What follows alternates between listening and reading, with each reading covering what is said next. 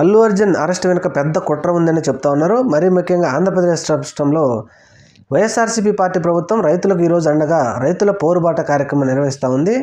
దీని నుంచి దృష్టి మరలించడం కోసమే అల్లు అర్జున్ అరెస్ట్ బయటికి తీసుకొచ్చారని చెప్పేసి పెద్ద ఎత్తున నెట్టింట చర్చ జరుగుతూ ఉంది. మరి రైతులకు మద్దతు ధర లేదని, రైతులకు ఎన్నికల హామీలు ఇచ్చినటువంటి రైతు భరోసా డబ్బులు వారికి ఇవ్వలేదని, వారిని ఆదుకోవాలని, ఈ మధ్యకాలంలో వచ్చిన విపత్తుల వలన రైతులు ఇబ్బందులు పడుతూ ఉన్నారని, బెంగాల్ తుఫాను వలన వచ్చి పెద్ద ఎత్తున నష్టపోయారని, దాని నుంచి రైతులను ఆదుకోవాలని వైఎస్ఆర్సీపీ పార్టీ ఈరోజు పెద్ద ఎత్తున పోరుబాటు బట్టి ప్రతి కలెక్టర్ల దగ్గర కలెక్టర్లకు వినతి పత్రాలు అందజేయడం జరిగింది. దాని నుంచి ప్రజల దృష్టి మరలించడం కోసమే ఈ చర్యకు పాల్పడ్డారు.